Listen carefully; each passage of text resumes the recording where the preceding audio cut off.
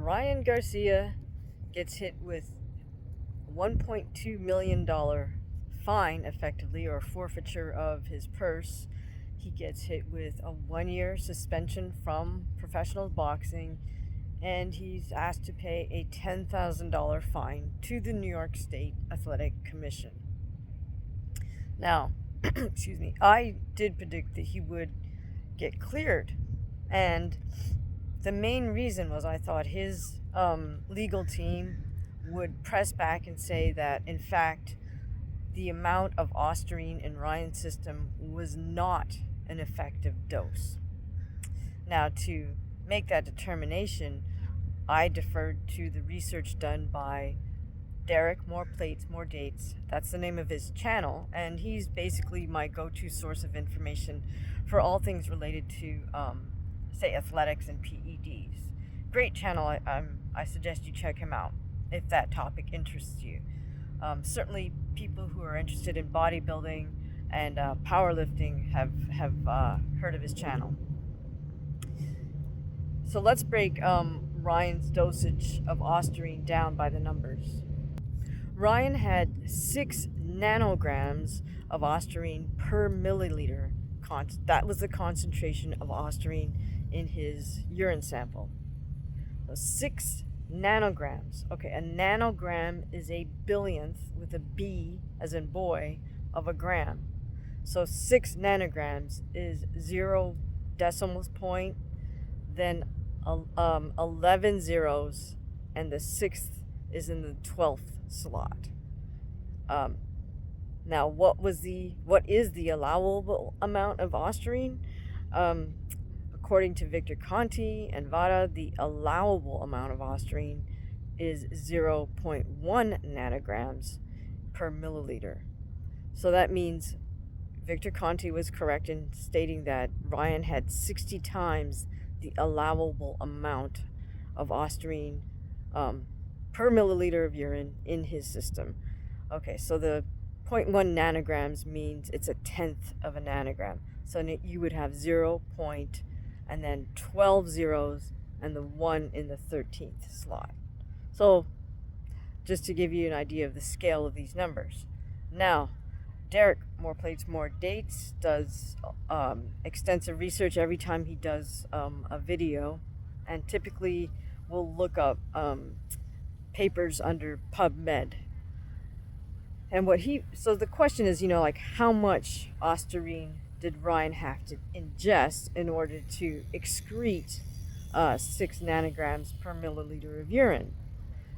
And so the research that Derek did, he came to the conclusion that it was likely about 50 micrograms of Ostarine. Now, a microgram is a millionth with an M of a gram. And so if Ryan ingested 50 micrograms, that's 0 point, and then 4 zeros, and the 5 would be in the 5th slot. So finally, we get to the question of, well, how much is an effective dosage of Ostarine in order to get any sort of, say, muscle tissue development? And here's the interesting thing with Ostarine, is that it has not yet been deemed effective by the FDA. So it's not been approved by the FDA. And certainly the FDA is not approving it as a performance enhancer. They were originally doing research on Ostarine to try to help people who are suffering from muscle wasting. So, for example, people dealing with cancer, or perhaps older folks who fall, break a hip, and are bedridden and then are suffering from muscular atrophy. They were looking for a drug that can target just muscle growth without any negative effects of causing other parts of your body to grow. So, for example, if you only want your muscles to grow, well, your muscle is a heart, but you don't want an enlarged heart, right? So this is the whole sort of notion behind these, what they call selective androgen receptor modulators. It's a category of drugs that they're still doing research on. Abbreviated, or the acronym is SARMs. So you've heard that thrown out there in this discussion. But Ostarine is an example of a SARM. My point being here, it's the research isn't, we haven't gotten to the point where we feel that it's even an effective drug. But bottom line, here we go. So Derek More Plates More Dates did the research on the minimum effective dosage of Ostarine, and he came to the conclusion that it's 3 milligrams. So a milligram is 1,000th of a gram. So 3 milligrams is 0.003. So I know we've been talking about a lot of zeros, but hopefully you get that minimum effective dose is far greater than what Ryan must have ingested. I mean, it's on the order of hundreds of times more. So Derek's conclusion was, first, Ryan didn't take an effective dose at all to get any benefit from the Ostarine. Number two, it's a really dumb drug for any athlete to take because it's not FDA approved. There's no way you could say like somebody accidentally prescribed it to you, because it's not supposed to be available. And number three, Ostarine is a synthetic substance. It's not something that our body makes, as we say, exogenously. So, for example, some of these steroid metabolites, athletes can claim, hey, my body made that metabolite on its own. Might be a little tough to prove, but they can make that claim. You cannot make that claim with Ostarine. There's no way your body's going to just make Ostarine on its own. So Derek's conclusion was like, this is just a really stupid drug for any athlete who's going to get tested to take, because it's highly detectable, because it's synthetic, and number two, it's really not going to be that beneficial. I mean, not that we're encouraging athletes to take PEDs, but of the choice of things you could take, Ostarine isn't going to be high on that list. So my point is that I assumed that Ryan's team would really push hard with the fact that this was an ineffective dose in Ryan's system, number one, and then try to prove to the best of their ability that it was ingested somehow by a contaminated supplement, which kind of seems to be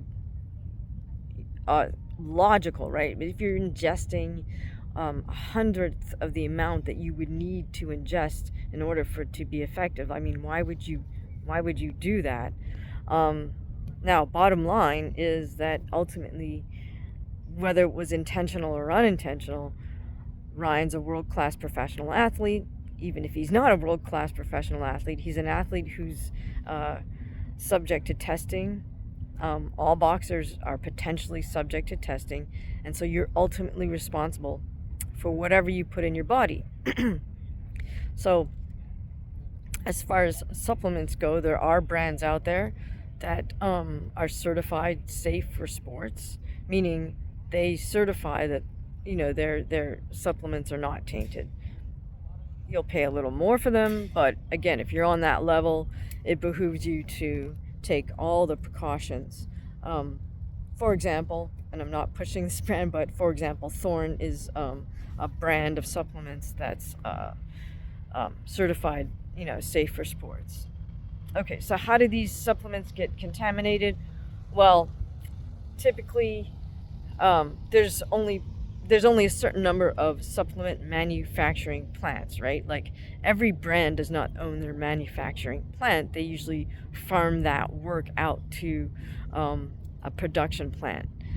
Now, depending on the integrity of this production plant, they might be making a whole range of supplements and maybe even PEDs for different customers. So the question is, how thoroughly do they clean each vat or their facility between generating a run for the different brand names that they're creating their supplements for. So that's how supplements can get tainted. Now, the interesting things in terms of process is, I'm guessing that Ryan's legal team just went behind closed doors and had to negotiate with the New York State Athletic Commission and their legal team to hash out this agreement of the 1.2 million, the 10,000, and the 1-year ban. And I will assume that, as with all negotiations, the New York State Athletic Commission wanted to levy heavier penalties against Ryan, and then Ryan's team was, of course, hoping for maybe 0 penalties or minimal, or maybe just a monetary fine. But through going back and forth, I guess that's what they hashed out. So the interesting thing for me is that in the state of Nevada, if an athlete's accused or tests dirty, as we say, comes back with a positive test, they can have a hearing, just like a court hearing, where they appear in front of the Nevada State Athletic Commission, and they can have legal representation, and the fighter can also call witnesses if they need. And all these hearings are actually, they should be still posted on YouTube because they're public record. So I actually checked out Chael Sonnen's hearing and John Jones's hearing. Now, the interesting thing to me was in these hearings where the fighter got to present themselves, there was kind of an emphasis on character. Like, the commissioners would ask the athletes, hey, so what are you doing to ensure that you don't do this, egregious behavior again? And then the fighter has the opportunity to kind of, attest to the fact that they've turned over a new leaf, they're working hard at becoming a better person, all of that, right? And then, so, spoiler alert, but during John Jones's, the commissioner kind of pushed back at him because he was a little bit vague about these sort of wonderful measures he was taking to quote unquote help the community or something. So she asked him to be a little more specific, and he couldn't cite any examples. But my point being, when the fighter gets to appear before a commission, there's more of a sort of personal take to it, and perhaps a charismatic or convincing or contrite athlete can sort of sway the commission to go a little bit lighter on them. And I think both Chael and John Jones were certainly trying to do that, right? You're trying to appear that you're sorry you did this wrong behavior, and you will do everything in your power not to do this again. Seeing as none of this footage has come out for Ryan, I'm assuming there was no hearing as such. So Ryan didn't get to sort of present himself as this contrite young man who made a poor choice. He doesn't get to play that one out. It sounds like it was just cold, hard negotiation with numbers. Now, Eddie Hearn brought up a great point, which is that by effectively admitting guilt, which is what you do when you agree to this, right? You're saying, hey, yeah, I'm guilty as charged. I did ingest this. And he never has to admit that there was any intention one way or the other, but you're basically saying, yeah, okay.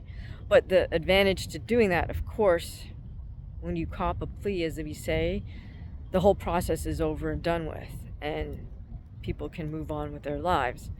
So I will assume that Ryan's legal team broke this down to him all along the way, and that he's well aware of, the time factor, and he agreed to, yeah, let's just settle it for money and a ban. This is the amount of time I could live with, and eventually they came to that agreement.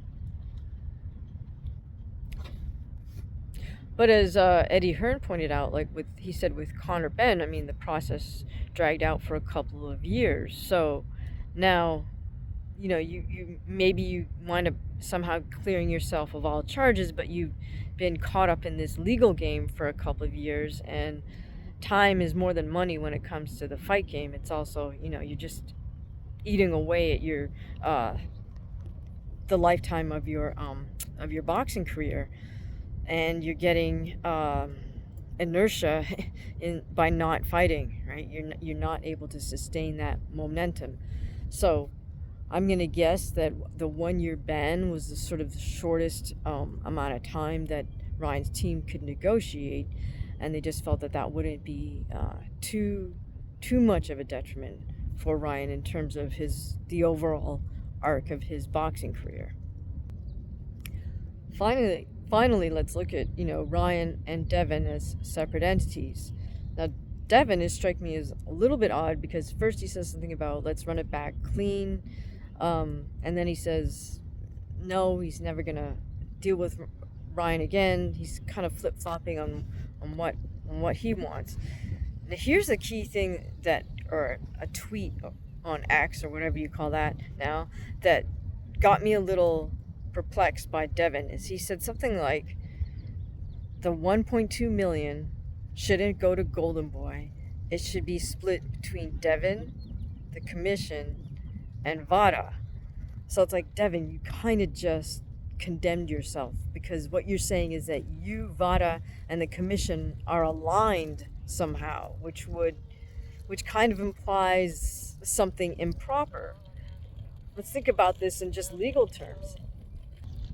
That's like a victim of a crime where the perpetrator is required to pay restitution, as we say, and the victim says, hey, you know what, that perpetrator shouldn't pay restitution, or the restitution should be split between me, the judge, and the state of, whatever courtroom they're in. And it's like, that's not how it works. This is not like some kind of business deal like that, where you're sided with the governing body, which is VADA, and the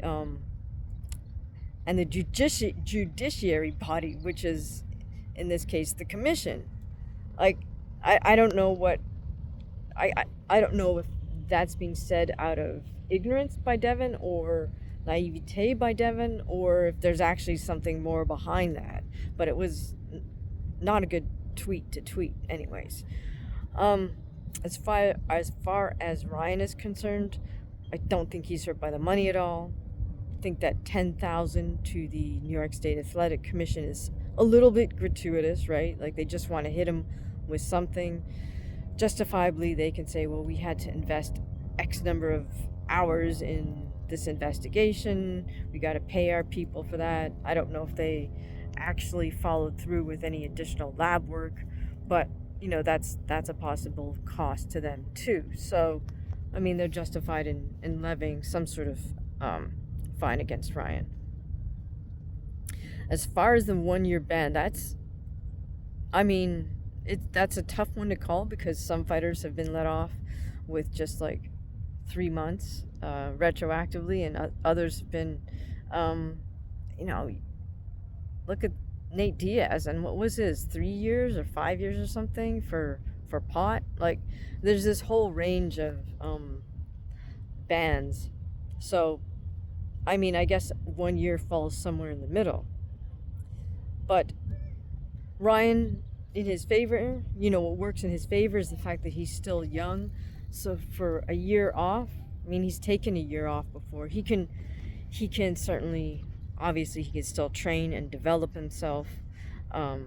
He can still put himself out there, which he does anyways, right? Because he's got a huge social media following.